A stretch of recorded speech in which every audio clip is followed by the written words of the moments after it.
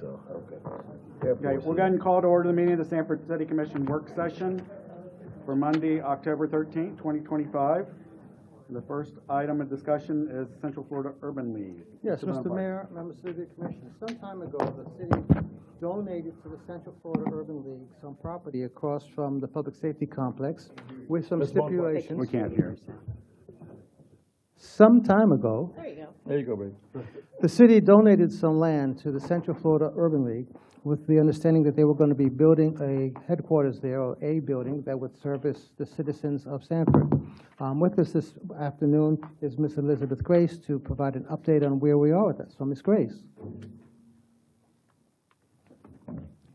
Good afternoon. First, I want to thank you all for having me. I know I have met some of you, but I have newly assumed the position of president and CEO in late January of this year. And so I am joined here by the chair of our board, Ms. Paula Hoisington. And naturally, coming into the position, I was very excited to learn about the land gift here in Sanford, because as the Central Florida Urban League, it is our goal to serve Central Floridians, and that, of course, includes members right here in Sanford.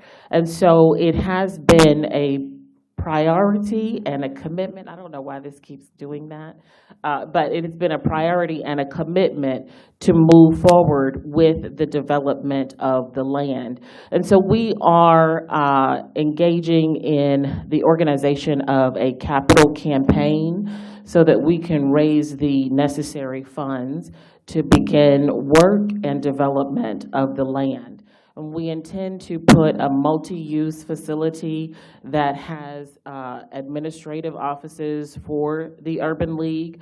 Additionally, a commitment to have some health facilities where we can provide health services to members of the community, some rooms that will be available for training and education.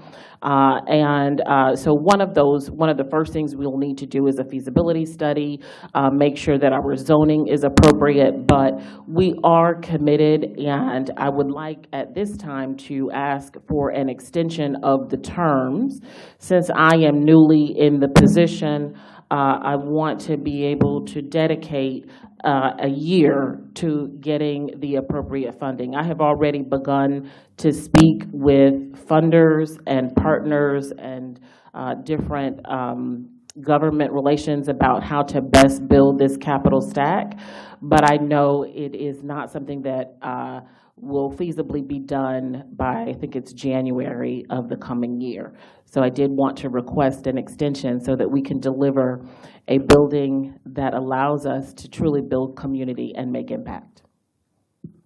Mr. Mayor, members of the Commission, if the Commission is so inclined, and staff can get with the Urban League and come back with you for a revision, because when we made the donation, there was a stipulation in the time that they had to occupy and build on the building. I have a problem with it. As she stated, she just came into a position not too long ago.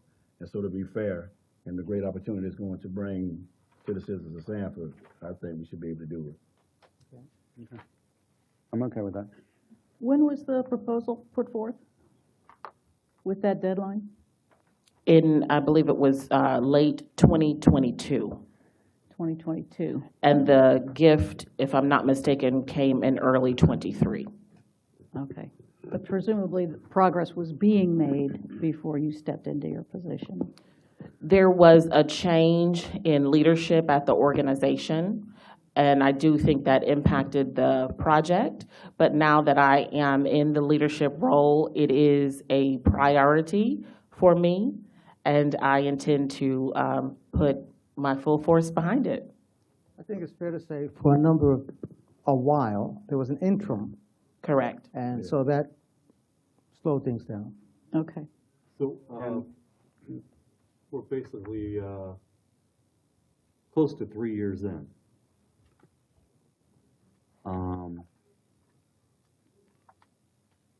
Do you believe this is a feasible project that will see a completion? 100%, yes, I Okay. do. Okay. Well, I sense a definite positive attitude here, Yes, that you can tell us you're different from the predecessors and you are going to make this happen. absolutely. Because I totally support the Urban League and everything they do, Thank you. but just make sure we're getting bang for our bucks. Absolutely, 100%. Okay. And, you know, it's wonderful, it's an honor to be in partnership with the city of Sanford. So we want to be good stewards of the gift as well. And you will keep us well informed of your progress. Absolutely. Okay, I'm good with that. Okay. It seems to be the consensus of the commission to allow it, so we can go ahead and prepare a document that formalizes the extension. Thank you, Okay? thank you. Thank you. Nice to you. meet you, and thank you again for having me. My apologies for being tardy. Thank you. That's okay, thank you. Okay, Mr. Mayor, members of the commission, next on the agenda is Mr. Elizabeth Jones presenting the city's strategic plan. From one Elizabeth to another. Hello, Mayor and members of the commission. Like Mr. Bonaparte said, there we go. I'll be talking to you about the city's strategic plan. We officially went forward with the strategic plan starting October 1st. And so this is just more of an introduction and kind of an overview of where we're at with the strategic plan and what that means for us moving forward over the next 5 years.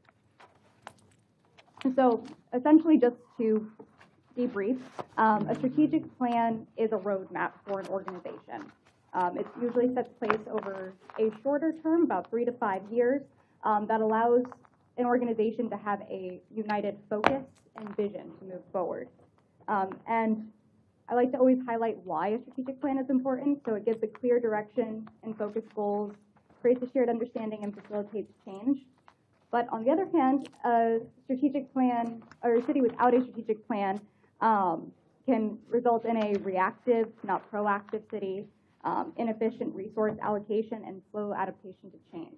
So that's exactly what we don't want to be as a city, and that's why there is such an emphasis on getting the strategic plan updated, worked on, and implemented. So our strategic plan, as you see here, it was made through a variety of SWOT analysis, so strength, weakness, opportunities, and threats, with our staff members. We also use the employee survey feedback to get the feedback from our community about what they are looking for us as employees from, as well as our employee survey as well to find out what our employees need from us as an organization as well. It contains our updated mission, our updated vision, our values, 5 priorities, and a total of 9 supporting goals citywide.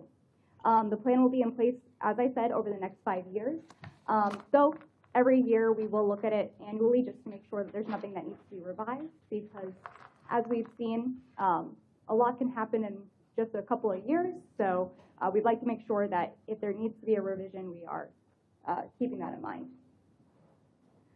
I am just going to highlight those updated mission, vision, and values. So the updated mission is the City of Sanford employees are dedicated to the delivery of a high standard of service through responsible stewardship of all resources, while cultivating a supporting and engaging environment where all can thrive while celebrating its history, nature, and culture. Our vision is the City of Sanford strives to be a community-focused city that delivers exceptional service, safeguards our local and natural resources, and drives sustainable growth while ensuring a high quality of life for all who live, work, and play here. Lastly, and I know I brought this all to you before, we looked at our employee values, and we wanted to have it in a way that our employees could remember. So that's where we came up with the idea to use an acronym, and based off the values that we found were important to us as an organization, we came up with the acronym CARE, which is community-focused, accountable, resilient, and environmentally responsible. So a strategic plan without an implementation plan is just another report. So each department within the city really helps support that strategic plan. And essentially what we did is we brought the strategic plan down to both the departmental and even the division level. because we found in the previous strategic plans that we've had here at the city, without bringing it to that personal level, it can sometimes be hard for employees to see themselves in the strategic plan. And we want to make sure that every contributing member of our organization here at the City of Sanford feels like they can see themselves in this plan. And as mentioned there at the bottom, we will be logging these updated numbers, information of the implementation through our city website, the annual report, and the annual budget book. We're also doing a citywide rollout. So this includes making the strategic plan known via a newsletter, putting it on our social media, putting it on our website. Additionally, we're also getting ready to roll out the CARE initiative for our employees, where we really emphasize those new values, because they're the values that our employees are expected to live within and work within, really. So as you see here, the city website launched today. Launched today with that information. And additionally, we are going to be reintroducing those strategic alignment items on the agenda memos, so that way we can track everything that is being brought to commission and how it aligns with our organizational vision. Additionally, we will be doing educational efforts to make sure that performance is not just a management focus, but also an employee focus. Like that. So that's the end, but it's not really, it's more the beginning. So this image here just kind of helps illustrate that a strategic plan is multi-tiered, and each part of the strategic plan supports each other. So the vision is supported by a mission, your values, our organizational priorities, and then how it aligns to each department. And that's where the city is looking at how their performance is ultimately supporting that vision. So everybody's favorite thing, numbers. So over the last 90 days, the city website had 270,000 views. Following there are just a breakdown of what sites are kind of getting hits and what those numbers look like. So you'll notice the city commission page approximately had 0.59% of those views. And then the city manager office had approximately 39%, which is where we're able to see the numbers of supporting information for the city manager monthly report as well as annual report. And even the dashboards that connect to the city manager report had very limited views. Within the last 30 days, one of those dashboards had, for example, one view made to it. So if that's what we're looking at, how do we get people to listen? Essentially, we have to learn and we have to adapt. This means there's changes that have to be made internally as well as externally. We're looking at and working on streamlining those workflows. We are removing those repetitive reporting. So that way, instead of having to go to multiple reports to get your information, there's one direct place that you can learn what's happening within the city. As well as keeping that focus, forward thinking, and being strategic with it. Externally, we are looking at reducing and condensing the numbers of reports and dashboards, and really focusing on how that information is attainable to our public, ultimately resulting in less clicks for people to find information, and creating a central location to see progress being made. So we want to focus on quality of data rather than quantity. So the city has asked ourselves, why are we reporting? And we found that it's to identify areas of operational success and improvement, to relay progress, to keep the public informed, and ultimately accountability. So with that being in mind, we now understand why we're reporting, but I want to talk to you all about how we're currently reporting. So currently, many of our reports are still very manual. They're either logged via a spreadsheet or collected each month or each quarter, depending on what the metric is. So this means that our staff is ultimately taking time to stop their assigned duty to record and report this information. Excuse me a minute. Yes. Gentlemen in the back having a conversation. It's very distracting for y'all to be talking while we're trying to listen to this presentation. Mr. Kirchhoff, if you are going to have a conversation, can you take it outside, please? We can. Okay, thank you. Go ahead. Ultimately, though, that's where we're at with our reporting. But the good news is that we are at the start of our digital renaissance here at Sanford. There is a lot of work with both my position and with IT, where we are identifying processes and the supporting data and the reports that come from those processes. So ultimately, what that means is the easier the information is to collect, the easier it will be for us to use, to learn from it, to report it, and to present it.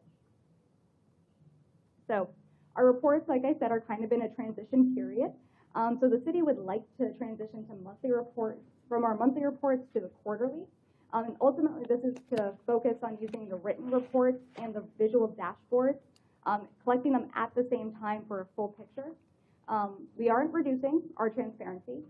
Instead, we are ensuring our employees are allocating their times in ways that are both effective and efficient. As more of our systems and information move to those digital collections, the more we as a city can increase the frequency in which we present them.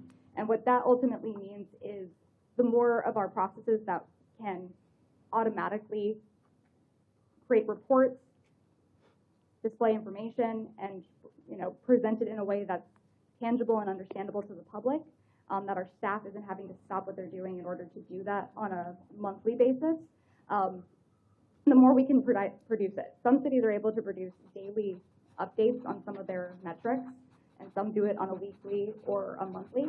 I would love to see us be there by the end of our 5-year strategic plan, because that is one of our goals, is to move towards that digital transformation as an organization.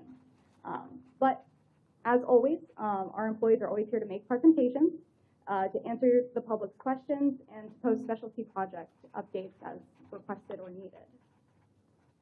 So in conclusion, a strategically aligned city is a successful one, and this plan belongs to everyone. So we want to ensure that everyone should see and feel how they contribute to our city and to our mission. And that's all from me. So any questions for me, Commissioner? Any questions? No, I was just a couple of statements. Elizabeth, you always do a fantastic job with your presentations, and I want to applaud you on that. Everything from it being data-driven, clear and precise, and the dashboards, we absolutely appreciate. You said like 3 different times that staff has to stop what they're doing. Correct. I'm not going to say I dislike that. It's just a part of the other duties as assigned. This is something that is necessary, so I don't want it to seem like they have to stop what they're doing. This is a part of the job. Correct. And this information is vital to us. Correct. So that was my only little note. And I do agree with you, and that's where I would love to see us move towards that more, even a more hybrid approach to how we get a lot of our information, because the only thing that worries me is reporting fatigue. And that's where you report, a lot of the same information. And that's why we're really trying to both look at what we're reporting, and that's where the strategic alignment really comes into place, because we're really focusing on the information that we're reporting, that it matters. It's not just activities, it's not just the number of something I did because it's easy to get. It's to really focus on the important things that really support where we're going as an organization. Right. So I do agree with you, though. And I would like to take a moment and demonstrate what that new city website.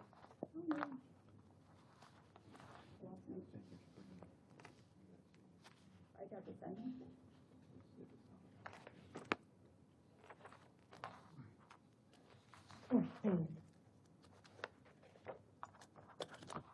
So in the meantime, while I had some assistance getting the city website up for us, I would like to, again, ask and find out the overall consensus from the commission about how our monthly reports are happening, our quarterly reports, and really where you would like to see us move with those.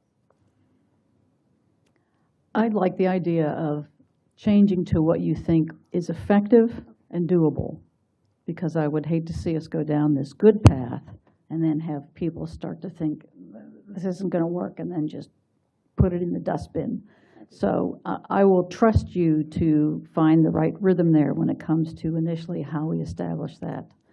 Also, and I've asked this before, and I think I might have missed it today, but I believe it's in your presentation somewhere. It's important to me that we ensure that when people are submitting items for the agenda, that they are tracking against our goals. Yes, and that is where, again, with moving towards being a digital transformation in our city. We are looking at those digital alternatives to our agenda submissions, and I've worked with the city clerk's office to make sure that those items will be able to not only be listed, but at the, depending on how frequently we want to look at that information, we can look at it either quarterly or annually to kind of break down how much we're actually, when we bring something to commission, how much of each of those categories or priorities they really fall under. Appreciate so that. Way, You'll get tired of hearing me bring this up again, but at some no. point I'll stop. If it's about kind of data, I important. love to hear it, so don't Okay. worry.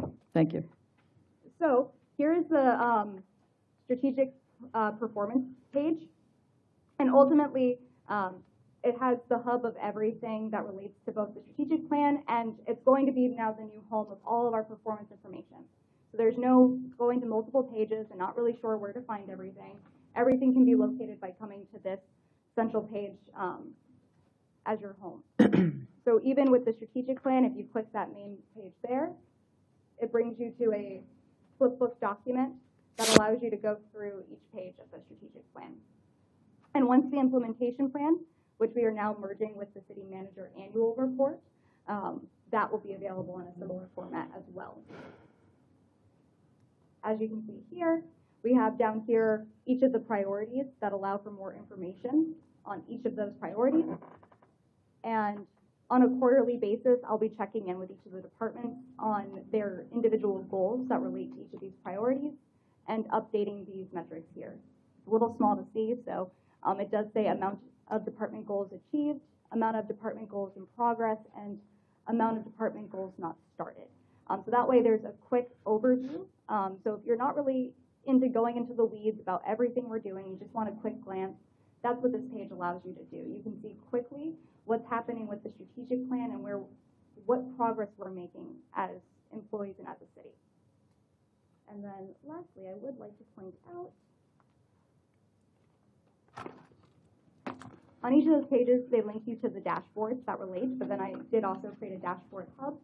It provides helpful definitions, so a short glossary for anybody who's not familiar with certain terms they might see used throughout these pages here.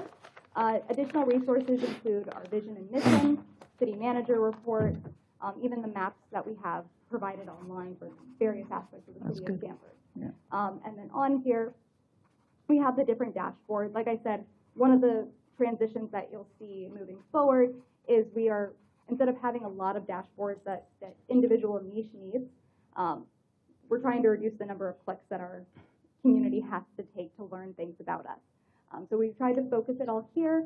This one is about our citywide objectives, which those change about every year to, depending on the objective, possibly 2 years, where you can then monitor how the department's doing each quarter with their objectives. The other is our strategic performance dashboard. This is ultimately those key performance indicators that will track year after year of the progress we're making or areas that we need to be improving in that we can see with those metrics. And then lastly, we do have the capital project dashboard. There's a slight change in how we're doing the highlighted projects, and I would like to demonstrate that here with, I already have it set up. So here we have our Mayfair Clubhouse. So instead of having another dashboard that has the Gantt chart and things like this, with the assistance of our GIS analysis, we've gone through and started making specialized GIS pages that you can link to and learn more about each project. That allows us to display history of sites, photos of the project that's happening, locations, scopes, your timeline, and various updates. These are still being worked on because we're transitioning kind of from that just very stagnant, just bar graphs and pie charts, and making it a more interactive and kind of more visually appealing experience to kind of learn about what's happening within the city. And that, in short, is kind of what is happening with our strategic plan here in Sanford. Really anxious to see the result of that. Then presumably you're going to be testing all this from a system performance perspective, Correct. Make sure that the drill downs don't take too long to bring up the data. Correct. And that's why we also shift to using that GIS component, because it does allow us to, by having a whole separate page it's not bogging down the GIS page as well. So that way, again, it's not, you're waiting 5 minutes to just see Okay. what date this project takes. And if somebody brings all this up on their phone, they're going to see a nice scalable version of it that still Correct. makes sense. Yeah, and that's the Okay. good thing about a lot of these platforms is they are mobile friendly. Good, keep up the good work. Thank you, everyone. Right, any other questions, comments? No, sir. Right, thank you very much. Just for clarification, Jones is recommending that the city manager's report go from monthly to quarterly, and we want to check in with you about that. Yeah, and again, I think that's fine initially. If it gets to the point where it's, the rhythm's good, the data's coming in, we may revisit that and say, now that it's all smooth, everything's working, we may want to go back to more frequent. And I will speak. Just my opinion. Yeah, and I will speak to that. One of the objectives that you will see on that objective dashboard is transitioning more of our reports to that automatic reporting system, because the more of those reports we're able to get in a quick and timely fashion, without worrying about reviewing and processing and making sure that there's no human error involved, the more frequently we can have that information readily available to the public. Yeah, we just want to make sure that we will be able to spot trends, and some trends you won't really get an idea of if it's just quarterly. Correct. Many fine, but maybe not all. I would like for it to not be quarterly. I like the monthly because I don't want to say, well, city manager, why isn't this being done, or what's going on with this, that, and the other. I'll know with that monthly report what's happening, and then there won't be, any accusations or questions about anything because I can clearly see you've done this, you've met with this person, you've attended this meeting. Just for right now in the state that we're in, I would like for it to stay monthly. Now, Commissioner, just so I understand, are you referring to understanding what Mr. Bonaparte himself is doing on a Yes. monthly basis? There is one thing that I would like to ask, is on our agenda memos, we do have the city manager item that allows the city manager, if we transition over with our agenda memo system, would that be an option to present updates for the city manager's activities as I well? like the way that the city manager is doing it now. Understand. And then so that if I can prepare questions or what have you, I can already see something separately. It's already enough information that we have within our agenda items that we have to decipher through. Tons of emails. I like that being separate so I can go directly to it without having to search for it, even though you do a very good job of making it easy to access. However, right now, I want to be able to go to that, print it, go through it. Understand? Thank you. Commissioner, so that I'm clear, are you looking at the city manager activity or all the reports that are in the monthly report on all the departments? City manager. Okay, so we can separate that and simply provide the commission with the city manager's activities for Yes, the sir. month. Yes, sir. That's fine. Okay, Mhm. you can do that. That's a good compromise. Two separate issues. Thank you, Commissioner. Okay, thank you. Thank you. Hi, Mr. Mayor, next on the agenda is the city attorney talking about term limits. Good afternoon, Mayor and members of the City Commission. I was tasked with looking at what our provisions are with regard to term limits for the various boards, and really I'd like to take this time to get some direction from Mayor and City Commissioners as to what you'd like to see moving forward. The ordinance with regard to city boards was last amended, I believe, August 26th of last year. Pursuant to that ordinance, it provides that board members will serve 4-year terms not to exceed 3 terms at any time that there is a vacancy due to death, resignation, et cetera, that the board can appoint a new member. It appears, based upon my readings of the historical analysis, et cetera, that it has been the pleasure of this day is to make sure that there is a rotation as to people's ability to serve on various boards and not locking down boards, such as people having permanent appointments or beyond that 3-year term limit. The only boards that do not have those term limits are the retirement boards for the police and fire, as well as the Sanford Orlando Police Department, and that is for a specific reason, as there's some ongoing litigation, and it was the thought of this Airport Authority, my apologies, so that there would be board members to address those. So is there a pleasure to modify the terms of that ordinance? This is where that conversation just needs to be had for my edification. Attorney Green, here's the thing. I was one originally that was saying we need to give other Sanfordites the opportunity to be a part of the process, to be on boards. As I sit on the other side of the dais and I'm learning that usually it takes you until like that third term for you to actually know what's going on. You know, you're learning the first time, the second time you're probably challenging some things, but it's that third, fourth time when you're really an asset to that board. And it's just when we take other people off the board, then someone else comes in and they've got to get acclimated to the system. That can be challenging, and we just, you know, experienced that with the airport authority board. So I'm not going to say, well, I've completely changed, but I see the importance of board members being on the board for multiple terms, just because you just have more knowledge. Is there an idea from the dais as to if it is to be extended beyond 3 years, how long you'd like to see it extended? You mean 3 years or Excuse me, 3 3 terms? terms, 3 terms. I'm not ready to extend it beyond the 3 terms. I think, you know, Me either. I'm if just someone- saying. If someone's taking 8 years to figure out a board, then they may not be the right person Might for not be a that good place for it. board. Well, We're not You know, saying we that. do, Okay, but- wait, let me finish. And for like P and Z, we do alternate members so that we have people that are there learning some along the way, even before they need to be on the dais. But we've asked for exceptions to be made for the airport against policy, so I think the policy does need to have some amendment to it. I agree, and it should just be at the will of the commission. I'm Right. sorry, Commissioner Wiggins. You okay, you okay. So will we do that with all the boards? And, well, if it's at the will of the commission to ignore the term limits, that means we don't have term limits. That's not No, we don't ignoring. do that. So don't say that. That's not ignoring. There are always special circumstances like what we're facing. That's not ignoring, sir. It is, because if you're not following the term limits, Did you vote for it when we were discussing? I mean, did you say that you were ignoring the terms when we discussed the airport authority? Mhm. Okay. I don't know if I used that exact word, but that was what we were doing. So you were against what we did?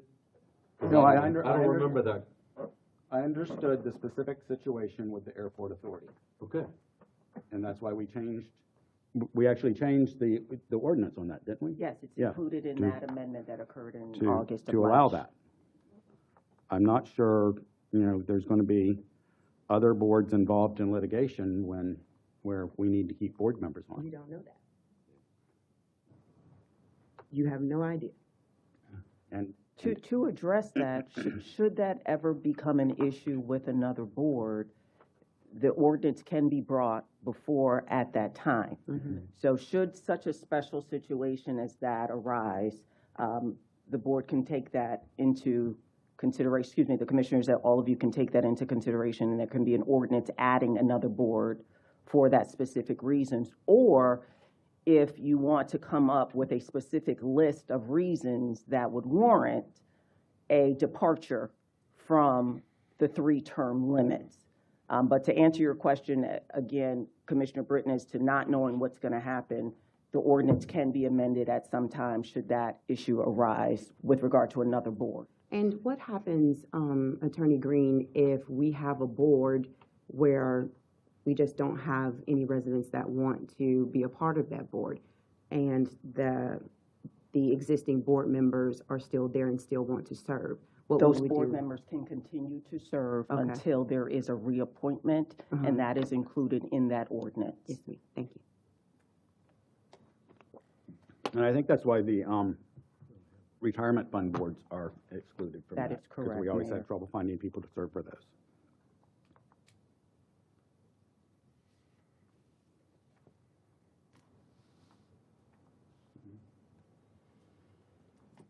Are there any questions, or is it the pleasure to leave the ordinance as is, and should any special circumstances arise, we can discuss amending the ordinance as that, if it's appropriate, or is there some discussion about any amendments that you want to continue? I just wanted to clarify, because I was checking with the city clerk. You said 4 terms not to exceed 12 years. Is that correct?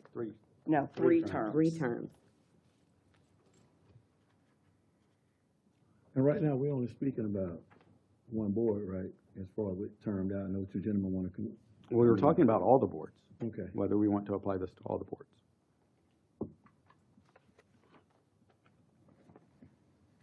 I don't have a problem with applying it to all the boards.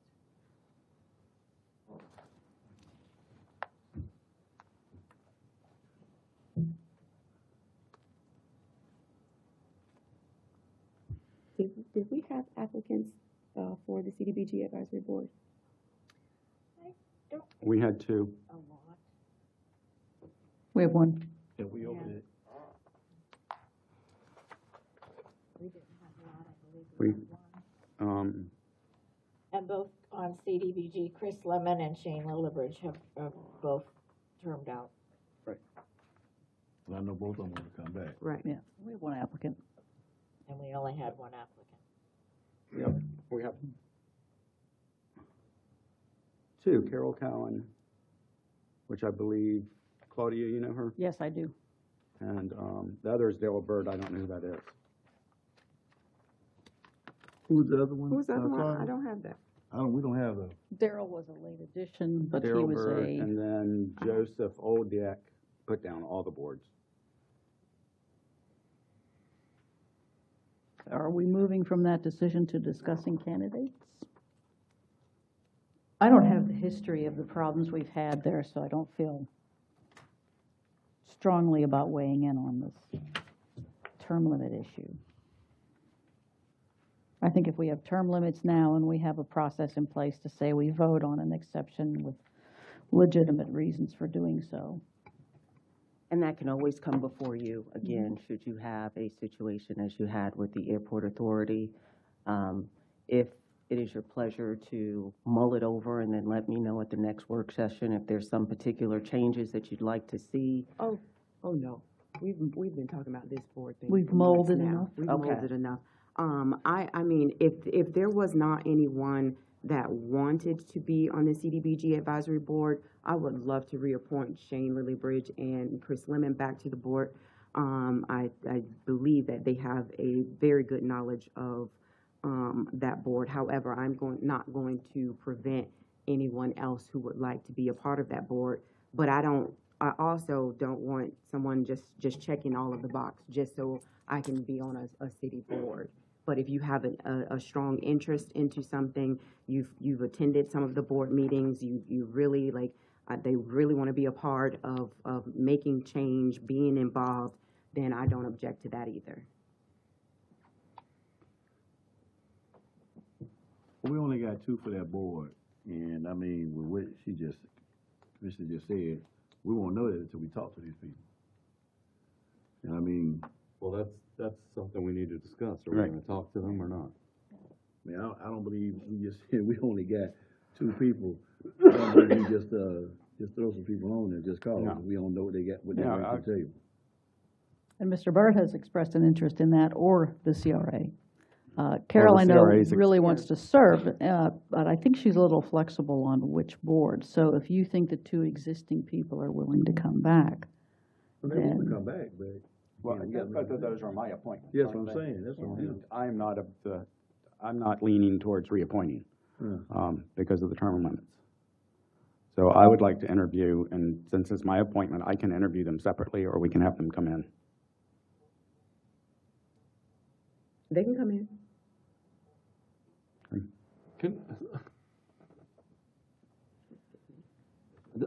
We do a lot of stuff up here that just wastes time. And so if we're gonna do interviews, can we actually ask questions that pertain to their experience and knowledge that might pertain to that board? We normally go, hey, how you doing? Okay, you live here? Yeah, I live here. Okay, you wanna do this? Yeah, I wanna do this. Okay, thank you for coming in. Yeah, I agree. I think I agree too. That's my uncomfort. It's a waste of It- my time. It is, and theirs. And theirs. I totally agree. I want to know what, if you're going to serve on the Airport Authority Board, I want to know what experience you have in construction projects. I want to know what you know about aviation. What do you know about the FAA? What do you know about the state of Florida rules on airports? I want to know what you know before I just go, okay, yeah, you want to serve? Okay. Thank you. I've been doing this a long time Okay, now, like and- you. But we have an opportunity to ask those questions. Yeah, it always seems like we're not allowed to ask those questions. They're no. canned. I'm always wishing somebody would ask them questions, so I don't Okay, have to try to all make- right, then I'll think of start one. asking them. Especially with the Okay, so we pushing this off until we interview these folks? You were not discussing whether to appoint anybody right now. We're discussing about term limits. I say we leave term limits as they are. But I'm one. And I say it should be up at the will of the commission, and if you say that it's ignoring it, then hey, that's on you. So I don't want to go down this rabbit hole right now. There's a delicate balance between having experienced, knowledgeable people serve on our boards and having people that just want to be a part of something. Mm-hmm. I appreciate everybody that steps up and wants to serve, but we have some really, really malfunctioning boards in this city. And I think we need to discuss about maybe eliminating some of them. Mm-hmm. Okay? But that's a different discussion for a different day, not right now. If you're worried about term limits, if you really think term limits are so essential, then we will leave them. I have been here for 9-10 years now. Term limits have never been really a standard we've held anybody to, and we've made exceptions. And so, and we have some boards where we continue to have a problem getting people wanting to serve or actually fulfilling a term. Mm-hmm. And so I don't feel like we are like in a position to kick people out because, oh, you did your 2 terms, you did your 3 terms, see you later, take care. I don't feel like we're in that position. I agree. I wish we were. I wish we had dozens of applicants for every board. I'm not sure we promote it well enough. That's a different discussion. I'm not sure we explain well enough what each board does, what your role on the board would be. That's a different discussion. Like I said, I don't want to go down a rabbit hole, but I already have. Yeah, I think you're in it. I can keep going. You want to? Yeah, that's okay. The reason I wanted the term limits in the first place was because this commission never took anybody off a board that wanted to be reappointed. That's true. And there's been a few times when I thought we should have taken people off. That's right, but we never did. But nobody up here ever wants to be the bad guy. Ooh, every day I'm the bad guy.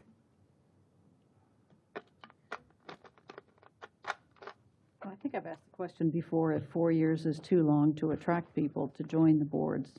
Does it matter if you tell them their term is 4 or 2 or 3? Has Mr. Lemon or I don't Mr. know. Lillibridge exceeded Because 12 years? We've had a few boards where we have attendance issues. No. Right? Mm-hmm. And so even on attendance issues, I don't know as if we shouldn't be checking those by the end of the year and going, well, you know. And we're supposed to. Yeah.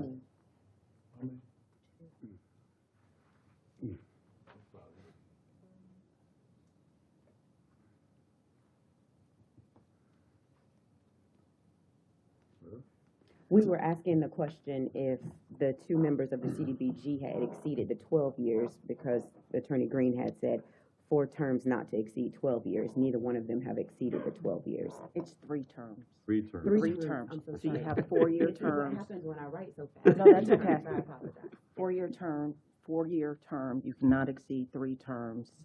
Board member who you're still trying to fill their position, their seat, can remain on that board until someone else is reappointed.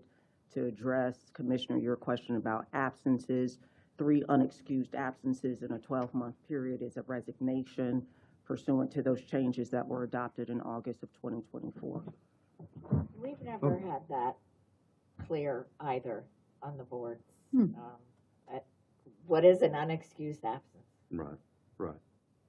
Well, at the beginning of the boards, typically what will occur is the board will vote as to whether the absence is excused based upon the information that the board member has provided prior to the meeting as to the basis for the absence, and then the board will vote by majority vote as to whether that absence has been excused. So it's all in the minutes.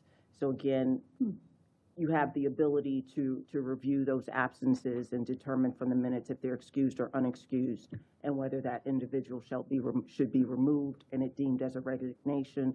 There are also other criteria for which to remove a board member that you have the pleasure, based upon those amendments that were made, malfeasance, not taking their responsibilities. There's a list of matters that we can get into, but you also have that ability as well, commissioners.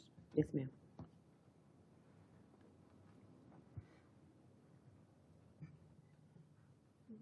Do we track attendance? Each board secretary or Is supposed to? is supposed to, yeah. Yeah, they're And supposed we to, but is it used coming to us? It never exclude gets to that us. with the applications, if they wanted to be reappointed. I've never seen that. Yeah, it doesn't get to us. Sounds like we might need a report of absences within the boards. Well, oh, I don't care.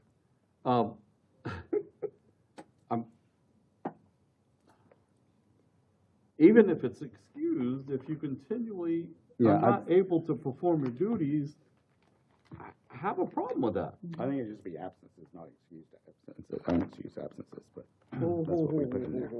Because we all up here got jobs, and sometimes, our livelihoods, I don't think that it should be excessive, but it should be excused.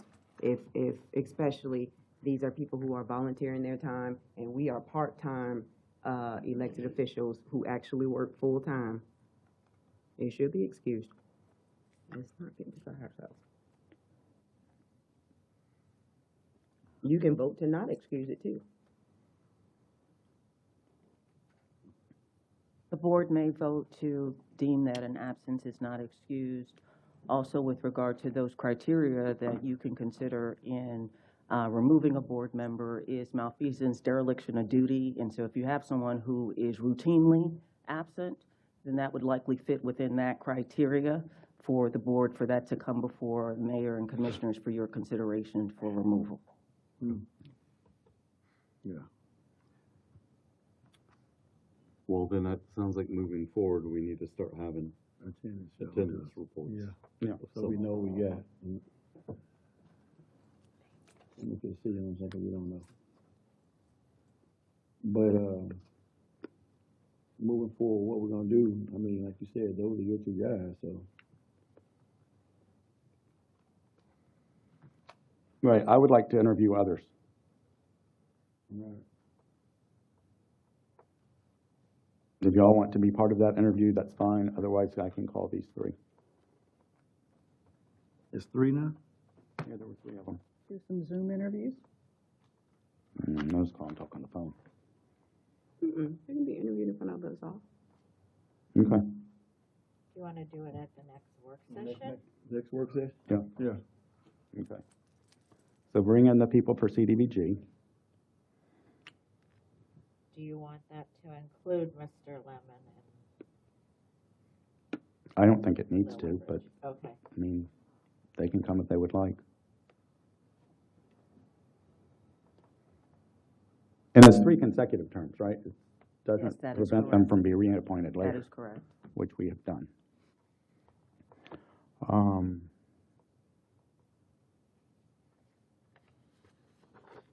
So we're gonna go ahead and do interviews for other boards that day? Well, do we want to go ahead and talk about the other boards since we're in the middle of it now? Sounds great. Airport Authority, I know who, I pretty much know who I'm going to support on that. I don't know if we need to bring And we have only one opening. 8 or 9 people Who do we have? in for interviews. Who do we have on that? Give Tracy just a Davis, second. Green, Groves, Jefferson, Siemens, Sturgill was added today. and Sturgill. Thank you, love. And Belevich. Yeah, my recommendation there will be Emory Green. No. I was second Might that as well. myself, so. No, no. I've had to Might as ask well. Ms. Green to send him a letter. Nicole has done a phenomenal job running that board, and when we had our joint meeting, I saw nothing but positive things, them saying a 9 out of 10. We do not need that. No, I will not meet with that gentleman without SPD or an attorney present. I do not want, that's in my district. I do not want that board to be disrupted by that, no. What do And you I, mean being Yeah, I disruptive? don't see that that would be What do you mean disrupting at disrupting? all. huh? What do you mean disrupting the board? No, I'm saying there is a cohesive there. Nicole is doing that with a great job, doing a phenomenal job. And again, when we had our joint meeting, everyone was on one accord. What if she speaks up for him though? Then she would have to speak up for him, but I'm saying with my experiences with Mr. Green, I have, even before this meeting, I have asked Attorney Green to respond to Mr. Green because of just the nature in me having to meet with him to discuss the Midway Coalition, the Midway area. I've already stated that, he's spoken with the mayor, with city staff, with the city attorney. It is always agitative. I feel inferior. I do not want to put that on that board. I cannot. They're going through way too much right now with litigation, staying on top, and that's an absolute no for me. And I never object to board members, but I cannot do that to the board. And that is literally, am I lying, Ms. Green? I've sent you an email and asked you to send a letter on my behalf that I cannot. That is correct. I did get that direction and concern from Commissioner Britt. And Mayor and Commissioners, I just want to make sure I understand where the discussion now is going. Is there a discussion are we attempting to vote on board members or what? No, they were Okay. just saying who they would recommend. I think we're Okay. deciding who we would call in for interviews. Okay. I mean, I've never had anything but positive interactions with Mr. Green, and I know he's had very positive relations with the airport authority, so. Yeah, me as well. I would recommend, unless there is some criteria, that everyone be interviewed, and then board commissioners and mayor, you express your concerns after those individuals have been interviewed, Strongly against it. as opposed to cutting someone for the list. Well, yeah, at this considering the juncture. fact that we have six or seven people for one position, and we have very differing opinions on this, Mhm. I think we need to talk to them. I'm all for that, but You not wanna just interview all of appointing. them?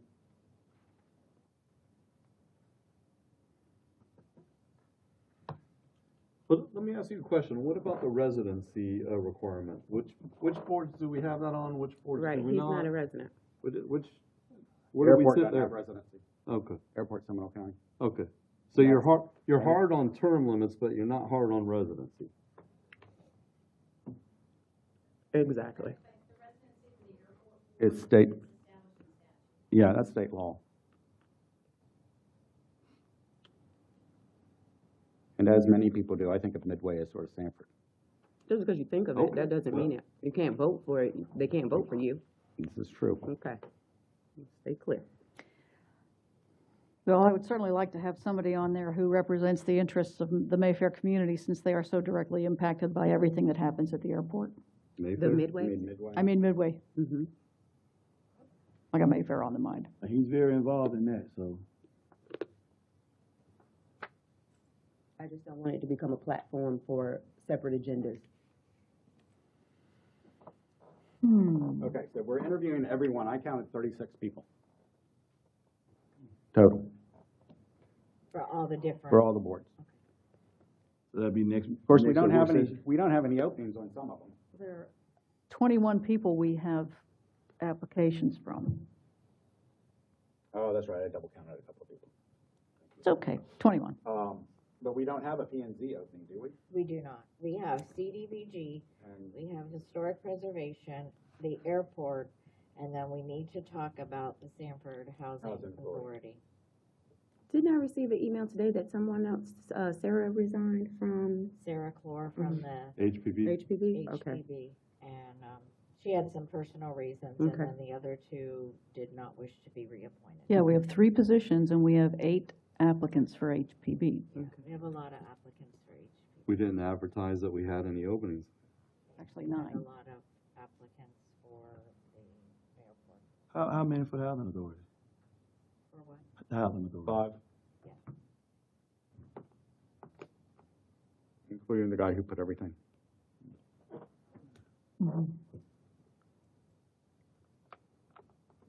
So we're gonna interview everybody that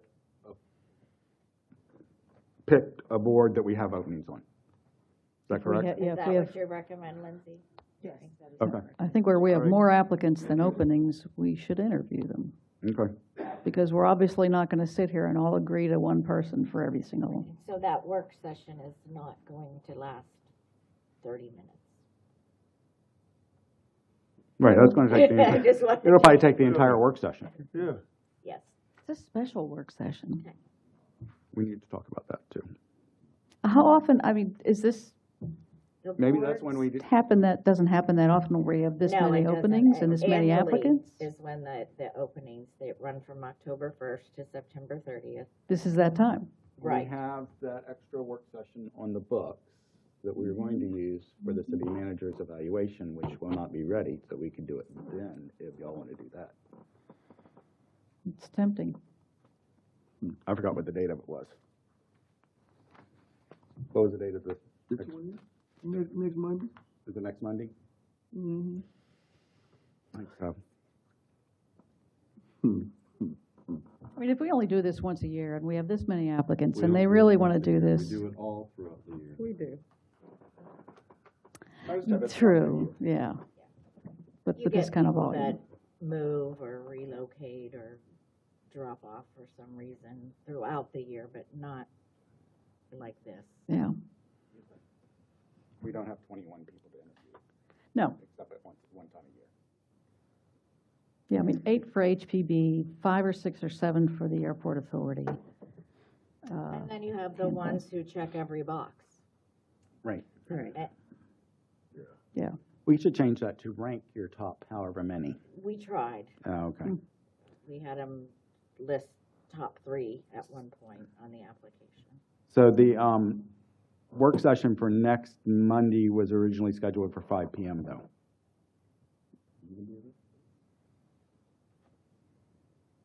Yeah. he didn't want to do any of this, so leave him out. Can you go? Huh? Can you go? At 5 or at 4? 5. 5, okay. Yeah, 5 works better for me too. So I will call and set up interviews for the 20th at 5 PM. Mhm. Okay, and then Housing Authority, That, there was another exception we made. yeah, and that kind of washed away with Mr. Thomas. So I see one I- member they of our don't Housing meet. Authority here. I don't know where they meet. I don't have a, They meet at the safety building. Yeah. So if they're gonna lose 5 people, and we're talking about, I mean, does anyone wanna be reappointed? Mr. If Philbrook? we ask that, I mean, they're all term limited out. oh, I yeah. know. Do any of those on your board want to, continue? I know they've termed out. Do you know if anyone will stay?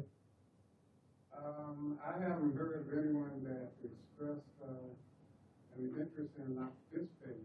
Keep in mind that, Commissioner Tillis, Commissioner Thomas, are new. We're pretty much full. We don't have a vacancy. Okay. See, and I don't have the names of any of those people on that. Do they board. know their terms have Well, are expired? their terms up this? Because I thought that was less than 4 years ago that we did that. How does Tracy not have the names of the people on our board? Like, what? Yeah, I don't know anything about the Sanford Housing Authority. There's something wrong there. I don't get I mean, I know. agendas, I don't get minutes, I What? don't. Okay. need to address that. Okay. Well, they, I will work with you, because that's Mr. something we Thomas took definitely. on that, and I Mhm. I don't know what happened. What is my cousin doing over there?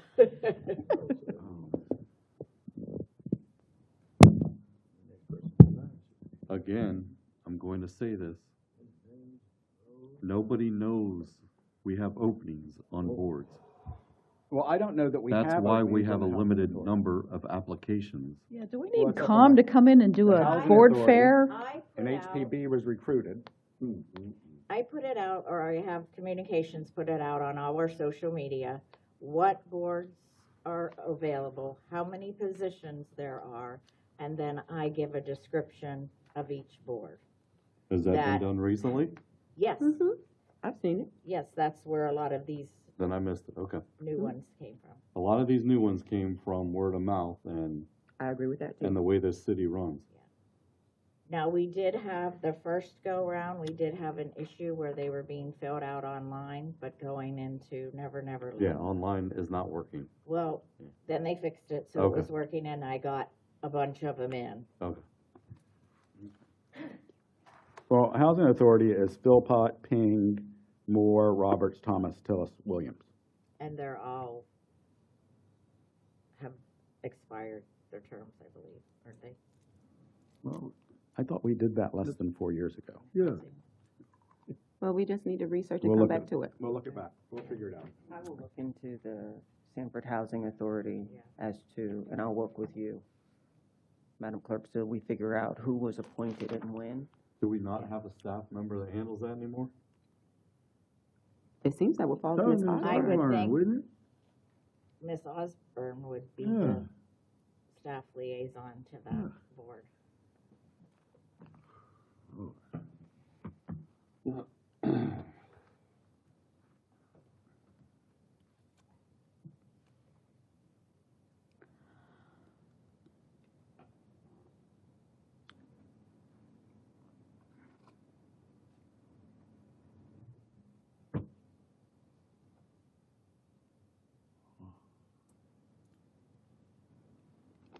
Okay. So we're gonna straighten out who's on what board, when their terms are up, who's keeping track of attendance, and we're going to do interviews next Monday. 5 o'clock next Monday. Okay. And the performance evaluation to be rescheduled to some other We had, date. that came out, there was a date that came out for that?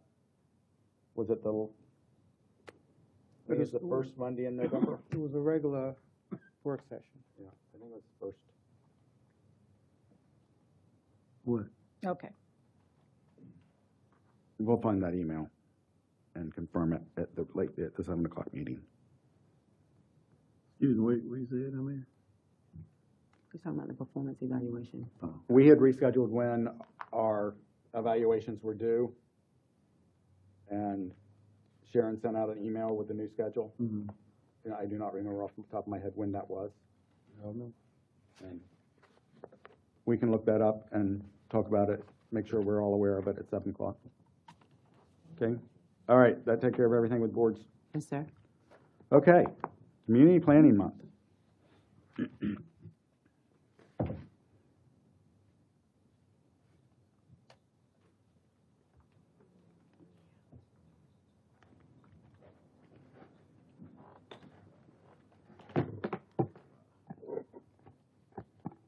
Good afternoon, Afternoon. City Commission, City Attorney, City Manager. I'm Eileen Henson. I'm the Director of the Planning Department. And in recent months, over the last even year or two, this commission has provided feedback to the Planning Department as to some of the things they want to see changes, whether it's in the dollar store changes, architectural guidelines, amenities in our subdivisions, 40-foot lots, flooding issues, all of those things. So I wanted to take the opportunity to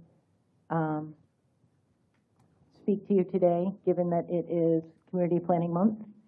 Tell you what Community Planning Month is, a little bit about the Planning Department and the direction that we've been trying to take, and just give you a little bit of insight as to where we're trying to take the city.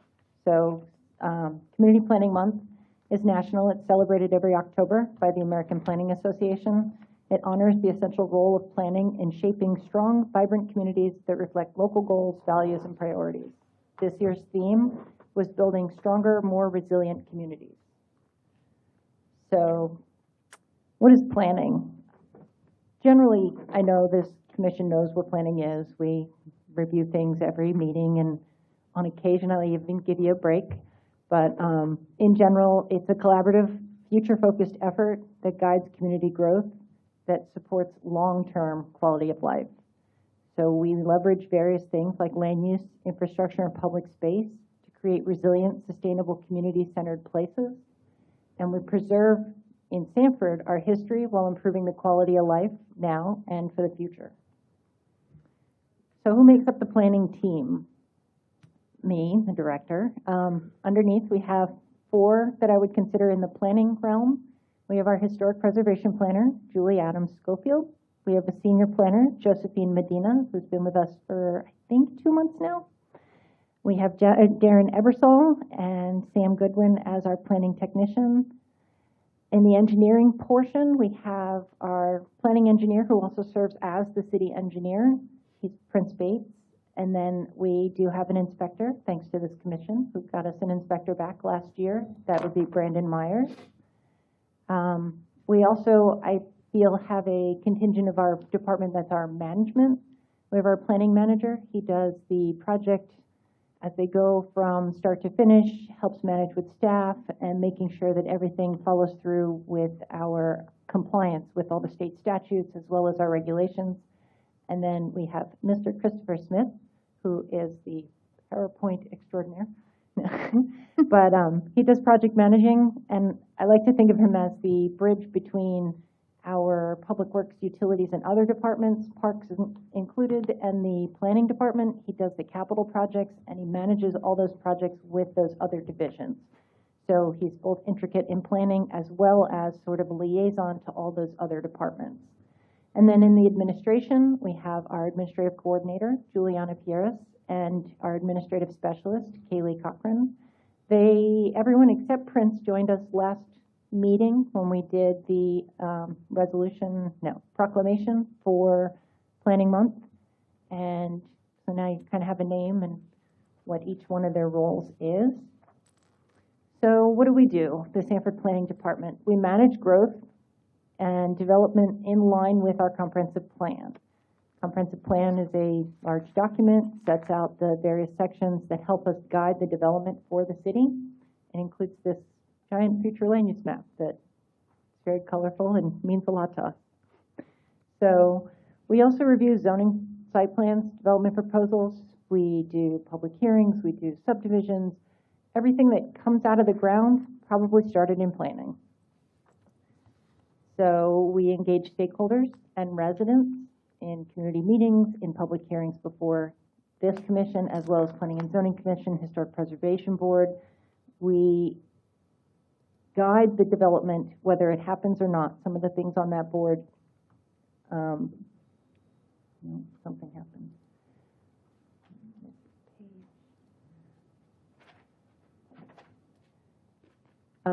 Okay, well, we engage, I lost the page in my PowerPoint. We engage residents and stakeholders in various meetings, including this one. So we promote resilience, equity, and long-term sustainability, whether it's from flooding, adding solar, encouraging community gardens, or just cleanup after large events. The community comes together, and we are very resilient as a community, and a lot of that boils down to how we plan for that long-term sustainability. We coordinate with internal departments, external agencies on housing, infrastructure, transportation. These are just a few of the agencies we work with, from the Orlando Sanford Airport to the St. Johns River Water Management, all the various state departments, Regional Planning Council, Sunrail, Metroplan, all of these various committees and agencies that we work with to help the planning in Sanford move forward. So we also preserve our historic character. We have 4 historic districts in the city of Sanford, and the most recent ones being added having been the 2 that are in Georgetown. And this map gives you an idea of how much of our downtown does fall within a historic district of one type of or another. Mm-hmm. We use those to preserve our historic character, but we also support smart growth. The buildings on the right are newer projects that are supposed to be working through the city. So let's talk about population. The population of Sanford has grown over 70% in the last 25 years. It provides for a unique set of challenges undertaking that much growth in that short a time. It also provides us an opportunity for us to move forward in a different manner. So we have to have a shift in philosophy. 20 plus years ago, when the original of that statistics for the population, we focused on filling vacant land, minimal design standards. All development, any development is good development. And we are now shifting toward more awareness of infrastructure impacts, aesthetics, walkability, and preservation as we develop the city. We prioritize context-sensitive, community-driven, resilient, and sustainable development. We are trying to move forward in a positive manner since we are now the place to be. So we're planning for progress, not just filling space. We're expanding our mixed use and mixed income housing opportunities. Just looking at the aerial that's there, it's actually later on the agenda tonight. The Thornbrook subdivision is before you for an amendment, but that's a subdivision that has townhomes. It has single family that is 40-foot lots, 50-foot lots, some of them are even larger. Just south of it is a storage facility, which is a commercial and warehouse. We've got apartments all in this one small area. It is a mixed use area, and that's the goal, to kind of hybrid the uses, not all one use in one area. So you can see off to the left, there's both commercial and industrial as well. So we're expanding our mixed use and mixed income housing opportunities. We're preserving historic assets and increasing green space through improved amenities packages in all of our subdivisions and our apartment complexes. We're building resilience through smart, sustainable planning. And then we're working on comprehensive plan updates reflecting our current values and future needs. We've hit a bit of a roadblock with Senate Bill 180, but we are working toward making those changes, and when we can move forward with them, we will, but we are definitely working to reflect current values as well as future needs of the city. And then we're enhancing safety and connectivity with our multimodal options, everything from Sunrail to the airport to all of the expansive trails that we're running through the city.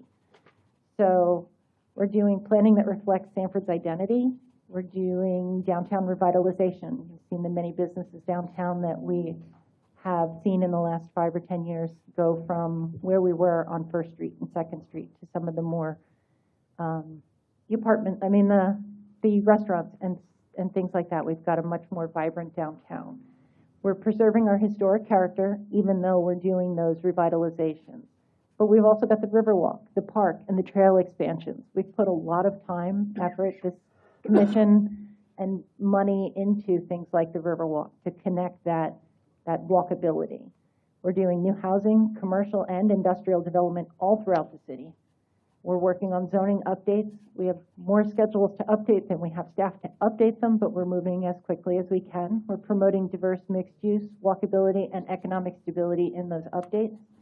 And we're doing community engagement events, whether it's participating in Main Street or the Georgetown Steering Committee or assisting developers in doing CAB meetings or just public hearings before these commissions. We do community engagement throughout for all types of development.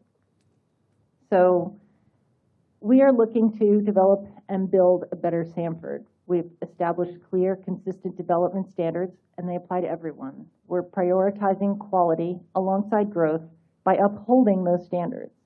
We're making decisions transparently in alignment with those adopted plans. We're ensuring fair and consistent treatment for all applicants. We're balancing growth with preservation so progress respects our past. We are planning for the long term, not just reacting to short-term pressures, and we're listening to the lived experiences and community input in various open forums. So a little bit of a PowerPoint to kind of tell you what types of engagement the planning department has to do on a daily basis. Next meeting, I hope to come to you. A few meetings back, we talked about the urban infill projects that we do, and the board wasn't quite sure where we are with urban infill and what those regulations mean. So we've been trying to put together really cool presentation that has before and after pictures of all kinds of things that we've done with that urban infill. But other than that, I don't know if anybody has any questions. I thank you for the opportunity to just tell you where the planning department is and what we're trying to achieve. Anybody have any questions? I have a couple. Okay. Do you feel that you are understaffed? Yes, but, you know, I don't know what department doesn't. Okay. Do you feel that there are outside options to help your staff that we aren't currently exploring? We've explored outside options in the past, and people that aren't on staff don't care about the development the way that staff does. Like, you give it to an outside consultant, and they have a, you know, pretty book, or they give it back, or they do a plan review, but they don't know the ins and outs of Sanford. They don't know the needs of a given community. They don't know those types of things. So outside sources are sometimes good to do a report, but even some of our more recent stuff we've been trying to do in-house, just because it's important to know the community that you're developing for. That's what I say all the time. Okay, what about some of the initial early steps? I'm continually getting complaints of how long it's taking to get stuff through. It's been recommended to me that we consider charging an expediting fee to use those outside sources. Staff would still have the final word. Staff would still have to review it, but at least it would get it moving. We have stuff just sitting and waiting. And I really think,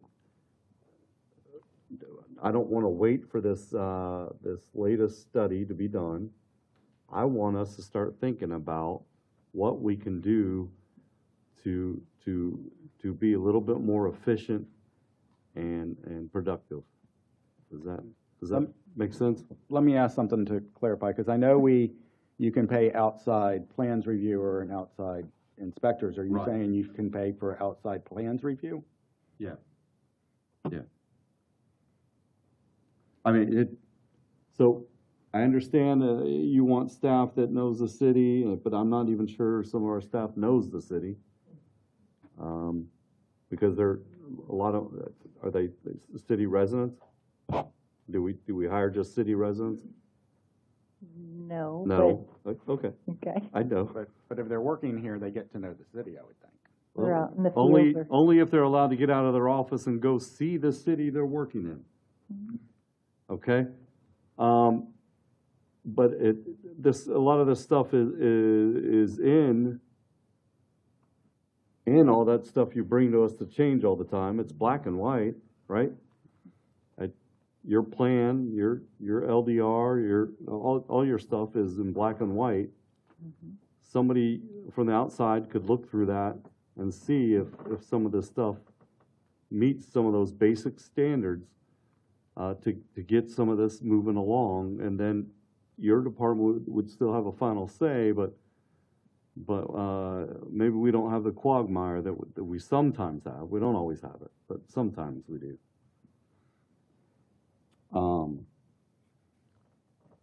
Much like the building inspections and the other stuff. It's just an idea. I want us as a city, as I've wanted for a long time, to start thinking outside the box, to start being more proactive, to start being more efficient, to start being more productive. And so if there are options out there that we could pursue, I would like us to consider pursuing them. Okay. Your boss just came to sit behind you. He's going to strong arm me and bully me. No, I mean, if there were options, but options also cost money.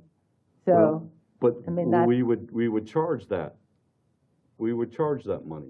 It's not something we would absorb. We would charge that fee.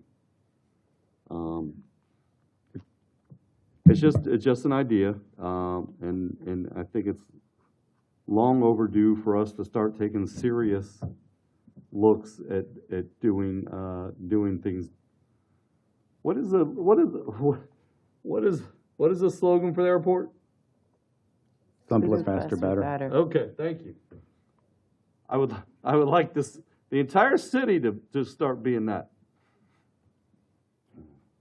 Go ahead, Mr. Raimondo. Well, wait, I want another clarification. So I want to develop something, and I come in and submit my plans and say I would like an outside reviewer to review, site plan, landscaping plan, those kinds of things, and then after they review it, it goes to staff for a final review? Yes, but I come in, how far out are you right now? And I know that we have 30 days? Yeah, we have state statute mandated review times for Right. one. But they go back and forth, back and forth, back and forth, right? And it depends on the applicant. A lot of the issues depend on the applicant, but we have a 2-week review cycle. If the applicant submits the correct and accurate information, they're through the process without complication. A lot of our issues are just the quality of some of the materials that we get. It's very challenging to work with an applicant that, then it goes back through review cycles several times, and that does create a challenge. I understand that, and I am very well aware of some of those examples. But I am getting these complaints from people who do tons of projects all across the state.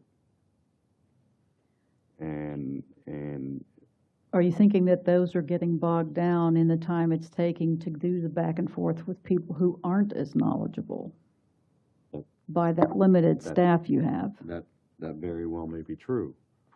So they are willing to pay an expedited fee to get it looked at by an outside person and get it moving. And this is somebody who has done a fantastic project here in this city.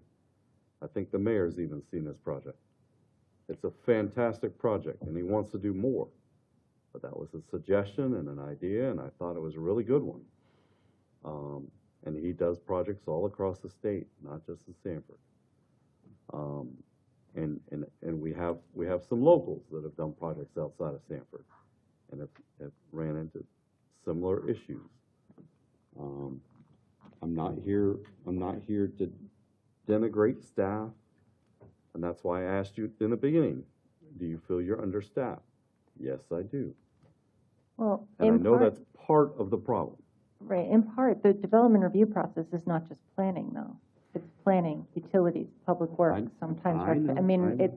So the holdups aren't always in planning either. I know that. So, Right. I mean, it's a I know team that. effort throughout the city to do the Right. development review.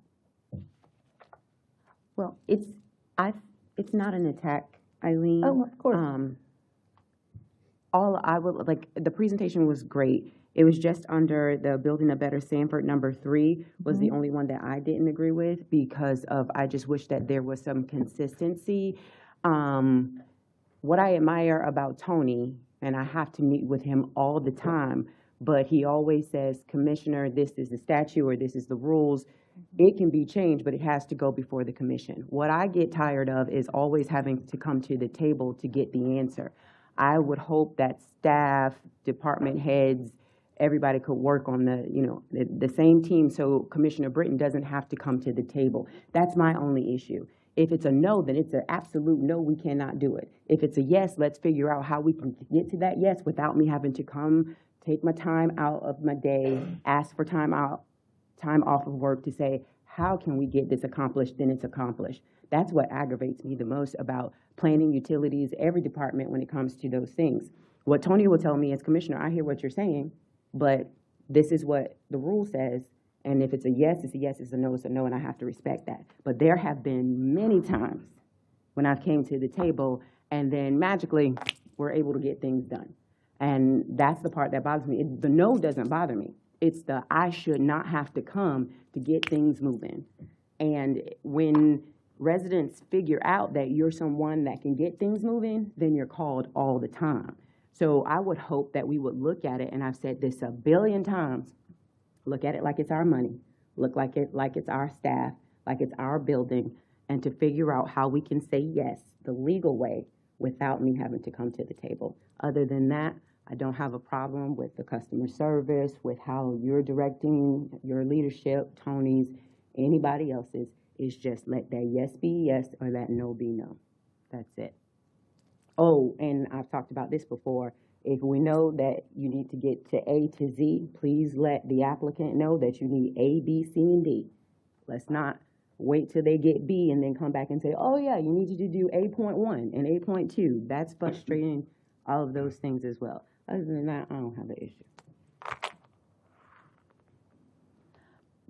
Getting back to what Commissioner Austin was talking about, would it make sense to, if you were to say contract some help from outside, to use that help to address the requests that come in that aren't clear, that aren't complete, to take that menial work of the back and forth away from your experience inside staff knows the city person, to manage the ones that are ready to go, they've done all the right things, and they want to move?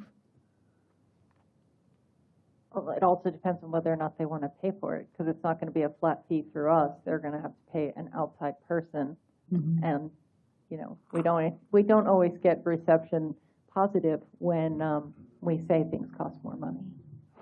Yeah.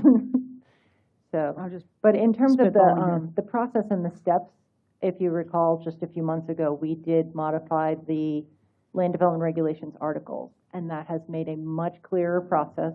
We've had, the steps are A to Z, and some of the pushback we're getting is now it's actually in writing, and they have to do it. They can't come in and go, well, it's not in your book, I don't have to do that.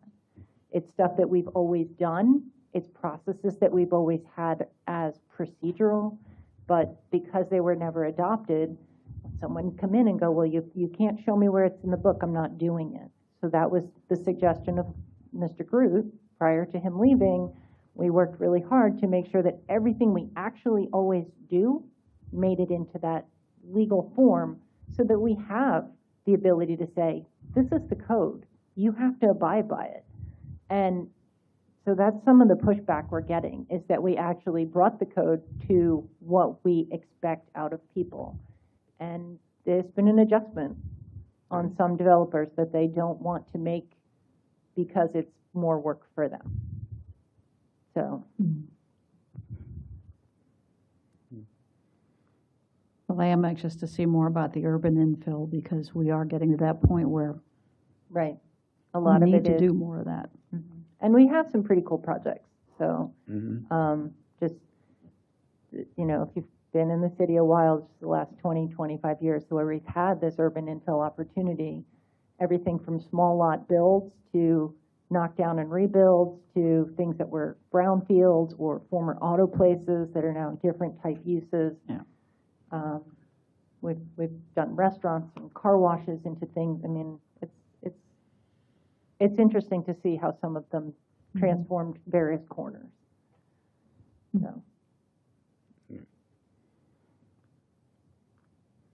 So, can you explore such an option and let us know what it looks like? Sure. Okay. Any other questions, comments? And for clarity, this is having developers pay for an outside plan review. Expedited. Okay. You got it. All right, thank you. Thank you. Thanks, Eileen. And Tony. Can we jump to the airport? Yes. Mr. Mayor, members of the commission, we do have an item that's not on the agenda. It is a budget amendment from the airport. It was passed out at the dais. I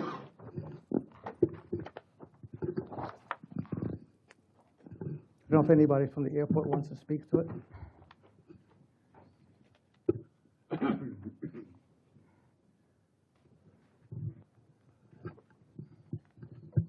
Good evening, everyone.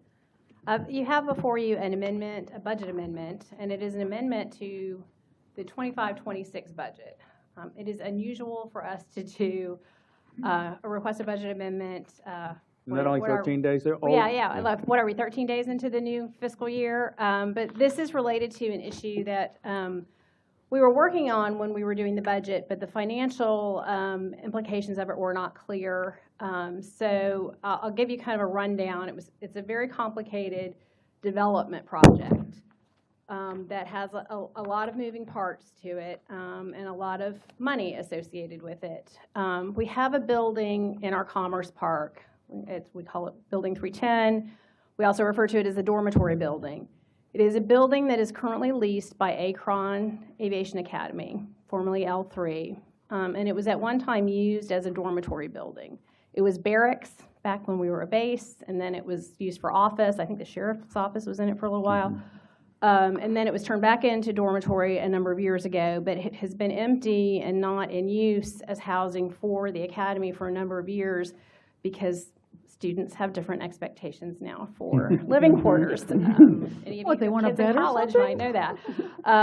So it's been sitting empty for a number of years. It's been a bit of an albatross for the Flight Academy.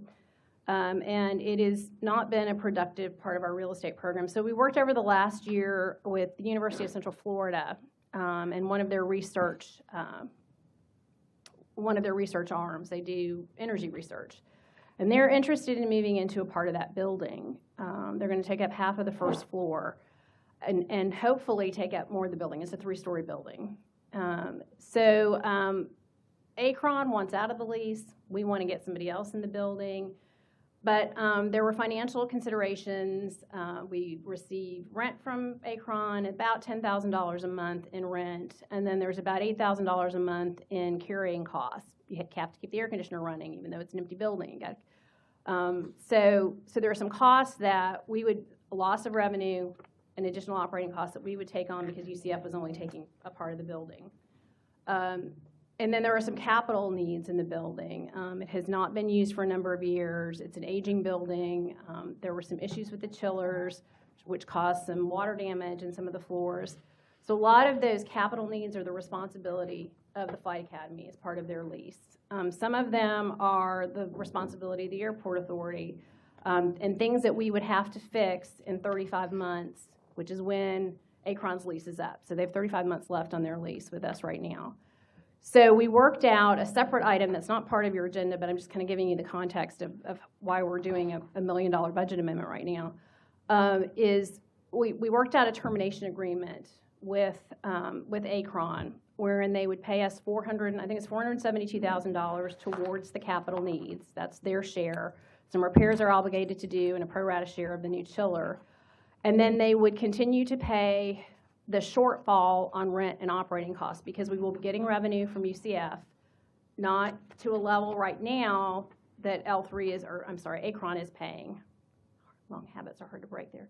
And we also are receiving operating costs from UCF as well, but again, not to the $8,000 a month level. So the termination agreement with L3 is pay your capital, Akron, pay your capital obligations over this 35-month period. Airport's going to front the money, but they're going to pay us back. And then also bridge the gap between the revenue we're getting from UCF and the actual costs that we have, loss of rent and additional operating costs. So we have this great situation where the airport is at least whole, but if we're able to lease more of the building, we'll get more revenue and we'll be ahead of the curve before 35 months down the road, which is when we would normally be able to access that building. So right now, the Flight Academy pays $2.99 a square foot in that building. The market rate is $19 a square foot.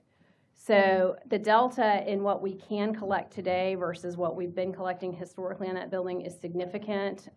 We get about $120,000 a year right now in revenue. It could go as high as $600,000 if we can get the rest of the building leased.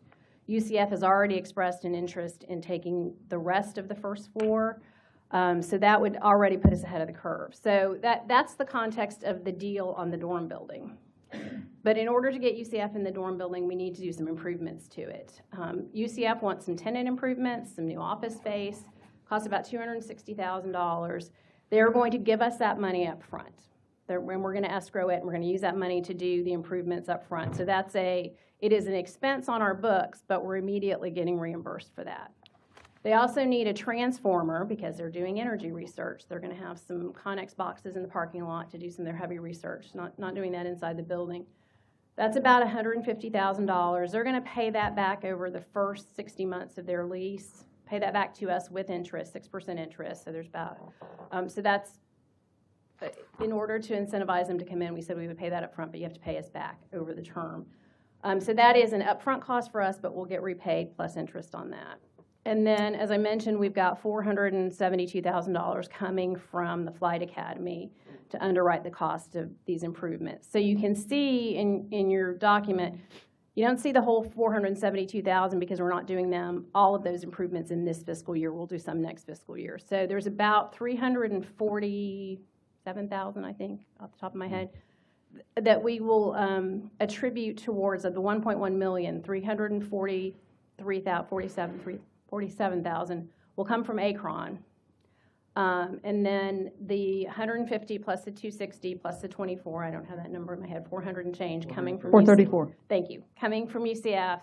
And then, so the authority's actual obligation out of that 1.1 million is $370,000, $373,000. So that's really, even though it's a huge number, the real obligation for the authority, and that's money that we either pay now or we pay in 35 months to get the building in shape to lease again. And as you can see in the report, and I mentioned earlier, the current revenue on that building is $120,000 a year. Once we get the building up and running, and if we're able to lease it, we assume at about an 80% occupancy because part of that area will be common. It'll be about $600,000 a year in revenue. So the ROI on it is really pretty amazing. But it's a big number to see a $1.1 million budget amendment up front, but there's a lot going on behind the scenes that really minimize the actual impact. So I just threw a lot out of you. But I'm happy to answer any questions, and just our board approved this last week at their board meeting last week. Any questions? Well, you just threw everything at us that's almost verbatim what's in these 3 pages, so you have it pretty good to sort it out in your head. Are there other buildings that have the potential for lease? And I'm asking because you're talking about the potential for leasing the rest of the space in this building. Is it competing with other buildings where maybe somebody decides they don't want this one? It's not. This is most of the buildings are either tenant built structures, or they're buildings that are remnants of the old base days. So and we are 100% occupied. We've always considered this building occupied because we're getting rent for it, but it's an empty occupied building, for an empty rented building. But one of our biggest challenges every day is that we have to turn people away almost daily that are looking for space, either hangar space or industrial or office space. I wish that we had the funds. We could build some stuff on spec, I think, and get it filled right away. We did just do a deal. I don't know if you're familiar with Hill Dermaceutical, but they're a pharmaceutical manufacturing company in our Commerce Park. They wanted a new building, and they're building one directly right next door to where they are. That space should be available. They have 2 buildings that they're consolidating into one, and they're actually vacating their ground leases early. It's another situation where we're going to go from pennies a square foot to double-digit dollars a square foot. It's really a great deal for us to keep them in the park, for one thing, because we love having them there. But it gives us an opportunity to leverage those structures much earlier than we normally would have. So we're trying to, greenfield development has been a big focus, and it's the sexy stuff, the new buildings coming out of the ground. But as I said, leveraging our existing facilities is also a really important part of our real estate program.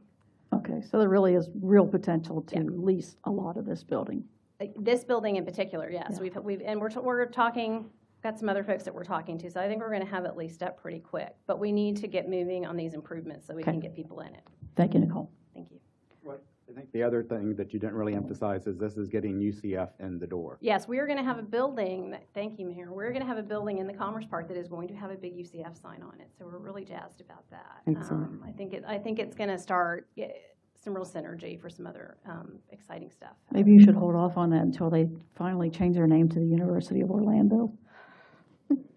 Save We'll some change money it, we'll there. change it if we need to, but, Okay, so just in layman's terms, because you threw a lot at us, I just want to make sure I got this right. So the amendment is for a little bit over $1 million, but actually the only real contribution will be about 300K, which you'll see that return on investment double that once it's all done yearly. exactly. Okay, all right. Anything All else? right. Great, thank Does you. anybody feel the need to have the airport at the meeting tonight when we approve this? No. Oh, I think George can handle it for you, right? George's on it, man, George. All right, thank you very much. Thank y'all. Thank you, Nicole.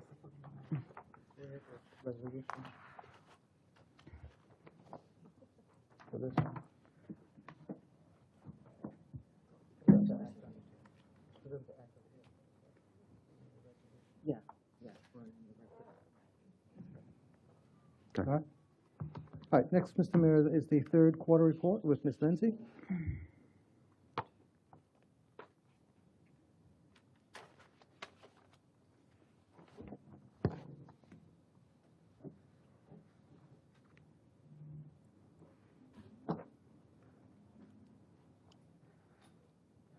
Good afternoon, Mayor and Commissioners. This is your third quarter report for the 9 months ending June 30th of 2025.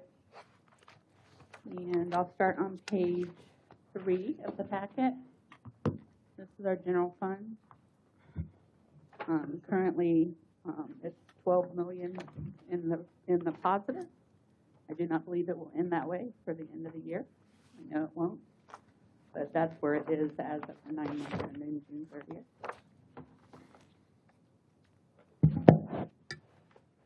Next page, page 4, is the current status of the fund balance reserves.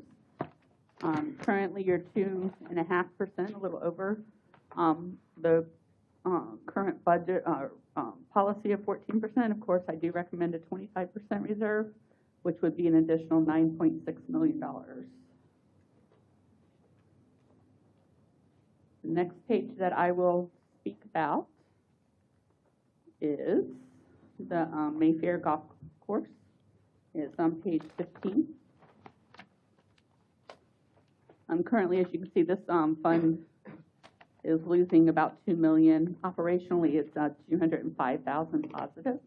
Of course, this is all to do with the new clubhouse that's being built, and that money will transfer over from the general fund at year end to cover that loss, plus the remainder probably by the end of the year. And then the marina on the next page. Currently, this is losing $243,000. Operationally, it's a gain of almost $22,000. The rest is in repairs and maintenance, et cetera, that the city is paying for out there. And then the last one I'll speak about is pension funds on page 18. Currently, the police is down 47% from last year. Fire's down 49% from last year, or 44. I can't read my handwriting, sorry about that. But they are both down from last year, and it's all in market adjustments, which is under the investment income portion of the report.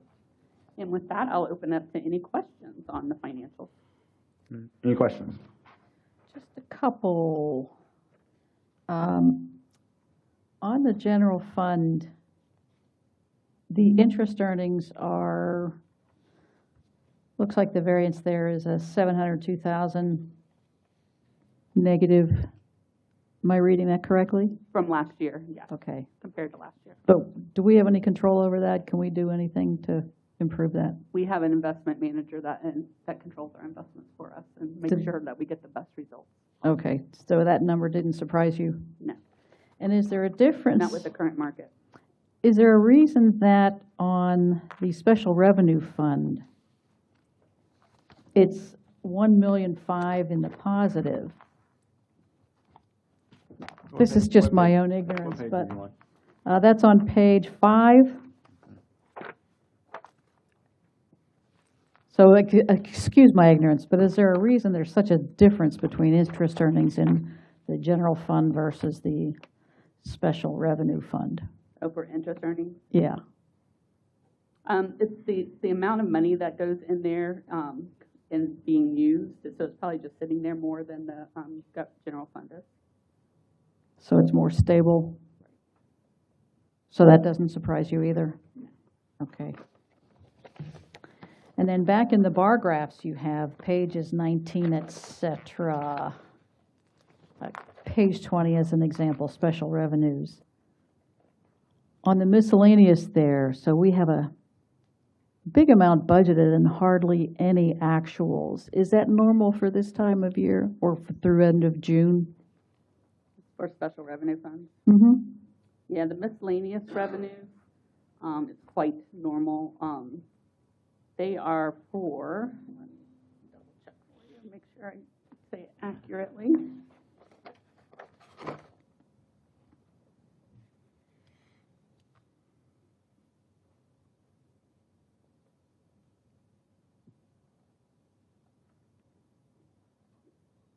The it's the grants that we got. So we Okay. haven't gotten in the grant revenue yet.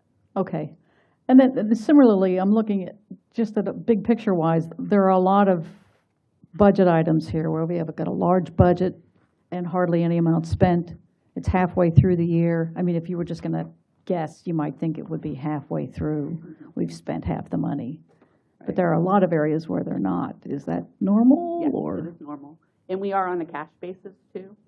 So even though it's for 9 months, really, in reality, it's really only 7 months because we do cash.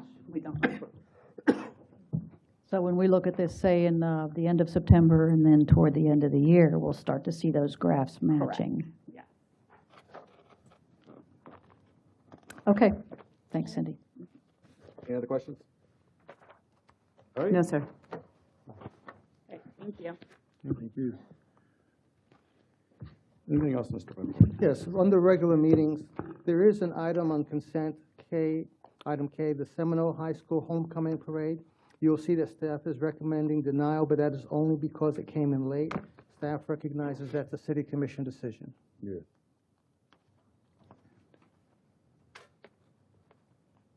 And I'm going to have another one, I think. Is that correct, Lisa? Yes, sir. Don't believe it's on this agenda, but we will also be recommending denial. Okay, so we Good wait evening, until the everybody. agenda item comes? Pardon me? Wait until the agenda item comes? I believe so. Okay. The Salvation Army wants to do bell ringing, and they did not get their application in time. Okay. Talk to me about it. Okay, so we'll wait until that's up. And we also believe that that function, as they're describing it, would be a freedom of speech, not a special event. It's just a very small time that they're coming out to announce something. Okay. And that's another reason. All right. Thank you.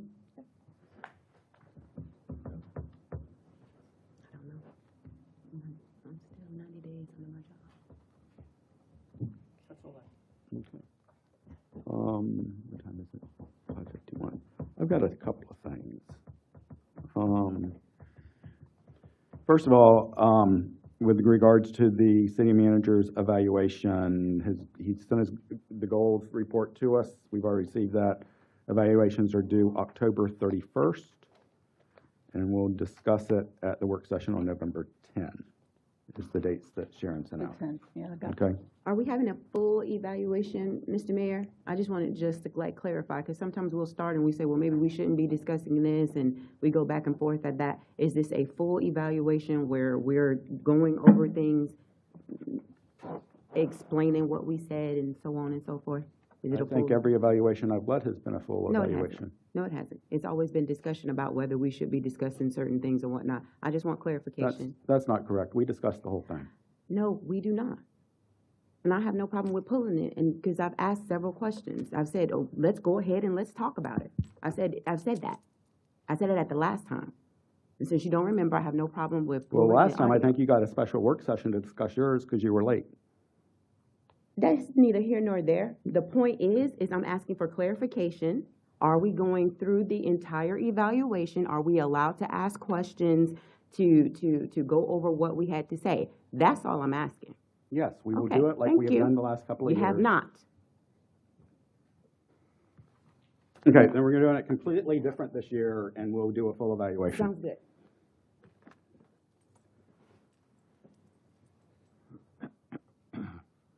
The suggestion has been made to rename the Sanford Information Center back to the Welcome Center.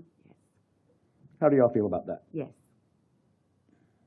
Because people still call it the Welcome Center anyway. right. Yeah. Is that an official action we have to take, or can we just, does anybody remember? I need to look into Okay. whether it was by ordinance or, you know, if anything legislative was done, I can get back to you on that. Okay. I would just Thank want to you. confirm that before you just. I know it's when we. wasn't. Okay. I don't think it was. We spent some money to rearrange some things and said, let's rename it, but I don't think. Okay. What, I would say though, I don't want any money spent putting up new signage or anything like that. Maybe we have the old sign, we can just put back. Okay. Sounds good. Or maybe we can make it in-house. Yeah. We do have a sign shop. Yeah. There you go. And then, we had talked in the past, and we keep bringing it up, the CRA is going away, you know, event funding is, you know, people are already coming to me asking for money. I think, you know, we're in that place where events are part of Sanford. I don't know if there's a way to just reduce city cost. I'm not really in favor of picking and choosing which events we give money to, without them being, you know, things that I'll leave it there, because actually I want to bring up an event we're going to spend I want to spend some money on. But I don't know, where do we want to go with that discussion? Can we look at ideas to reduce city cost? And I think that may be raising the issue of, are we reducing safety? Can we get a report on what events they have helped fund? So we even have an idea of what we're talking about? No, that the CRA is funded? Yeah. Yeah, that'd be a good starting point. And what dollar amounts have we spent on events? But I think this is going to be something that just keeps coming up and coming up. And Because I know MLK. I know MLK is like $14,000, I think. Yeah. 12%. Okay. So I know I met with, I spoke with Porch Fest about theirs. I think, talking to Jennifer, we may be getting to a place for them that's affordable. But I think we're going to have the discussion one way or the other. Okay. All right, and that's all for me for now. Commissioner Thomas, anything? I have nothing. Commissioner Austin?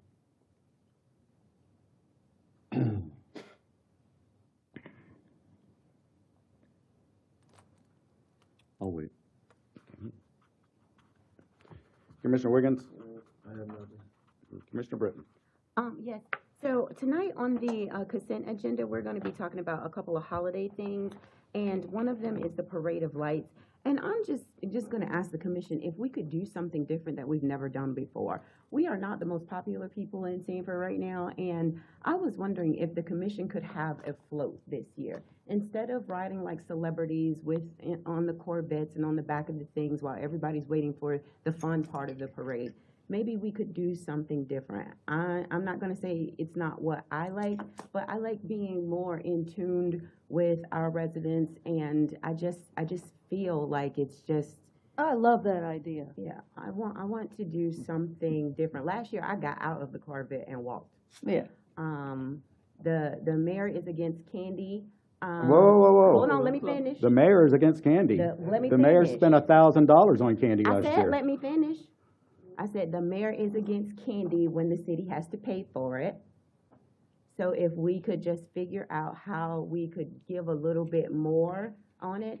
He does his own shirts and stuff for his people, if he will allow me to finish. And I love that about the mayor.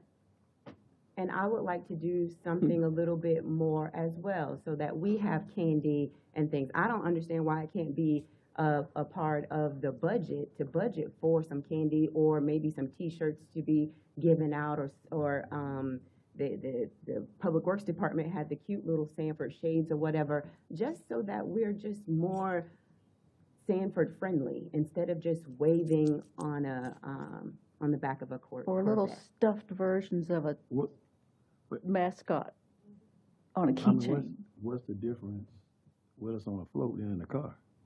Because it's just, to me, it's. You're more interacting with the people. Right. Or if we just walk like they do in the MLK parade. How you And they walk. interacting more on the float than in the car? It's just a different perception, and as we see right now, Well, perception we were in is the, everything. they weren't even convertibles, so it was This like time, yeah, this last, peek yeah, this is the out the first window, one. yeah. Yeah, this is the first one, it wasn't a convertible, Okay. but I'm just asking. I mean, you don't have to do it. I'm just saying, when I'm at the parade, I don't even look at the elected officials. I'm waiting to see my kid. So, I was just thinking that maybe we did something a little bit different. If nobody wants to do a float, then maybe we just walk and hand out things like the mayor's Candy crew? Candy crew does. Maybe we just have all matching red shirts, and we look in unison and I'm not knocking it, I can't walk, I'm having another knee surgery, so I got to ride with stuff. Well, maybe it will push you. We'll get you a scooter. We'll get them a wagon. They have. It doesn't have to be done. It was just an idea on that. Eileen, in her presentation, said, and I'm going to talk about this now so that it doesn't look like I'm trying to diss the city of Sanford on record at the regular meeting. But Eileen said that we are a place to be. And yes, we are, but we have many hiccups. And we could be so much better. I mean, we are the jewel of the county, and there are great things happening in all 4 districts. I mean, this is the most that I've heard of people knowing who their elected officials are. Number one, because when they want to complain, they will call out their commissioner. So I just think that the commission as a whole looks like we're out of touch, that we're reactive and not open for business. We know that that's not true, but again, perception is everything. And I think that we need to, I don't know, rebrand and remarket ourselves.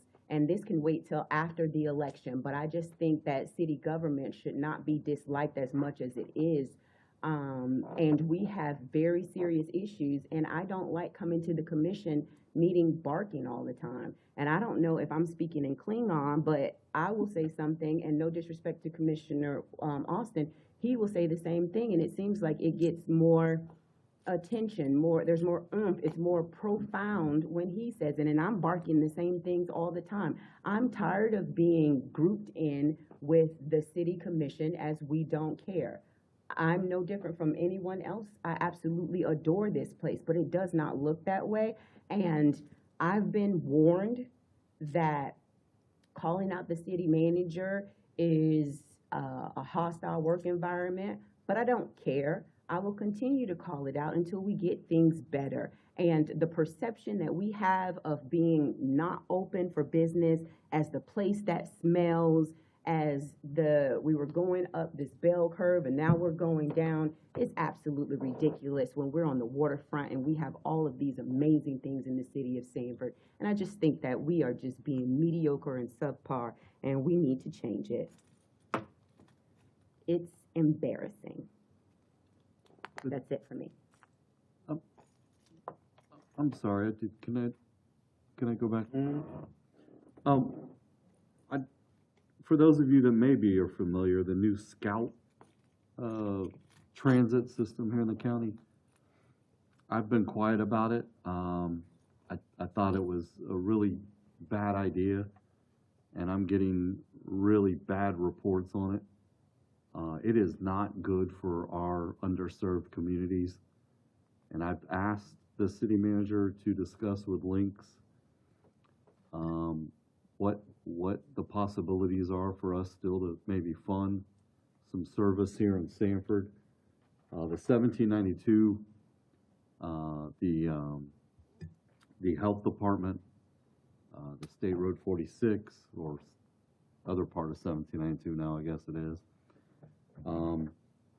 Moving people from grocery store hubs and the health department and different parts of our city, I think can better be served still by links and their affordable rates versus what's happening. There are lengthy waits and delays, waiting for rides. This zone pricing that they say they have is not working. It cost about $6.50 to go from Celery to the Sunrail station, and that's just not feasible for our even middle class people. It's gonna be a problem. So I would still like to see the Lynx buses, whether it's something we have to look at, whether it's something we have to figure out how to fund it. I don't really care. I care about taking care of our residents and our underserved communities more than making the county happy. Commissioner, I did follow up and had a conversation with Lynx, and they've indicated, yes, they would be receptive to us having something separate. I'll be putting on a work session agenda for the commission to discuss what does that look like and what areas you'd like us to explore. Okay. And we also, Mr. Lassard and I have a meeting with the county manager to talk about the Scout in another week. Yeah, I'm sure they're going to anxiously await any kind of feedback on what's working and what isn't. Because it's very early in the phase of Scout working or not working. But it's good to have that contingency that says, we know you've done everything to test it, we know you're adding vehicles, and yet we're still not serving our community, so let's keep Lynx involved. Yeah. Anything else? Okay. Commissioner Breton, I apologize at jumping to conclusion about what you were saying about the candy. No problem, I've sir. always tried to spread my kids out along all the elected officials' cars, and they sometimes have trouble keeping track of where they're supposed to be. You're not paying them enough. I don't pay them anything, except they get a T-shirt, and they think that's one of the coolest things in the Yeah. world. Okay, with that, we're adjourned.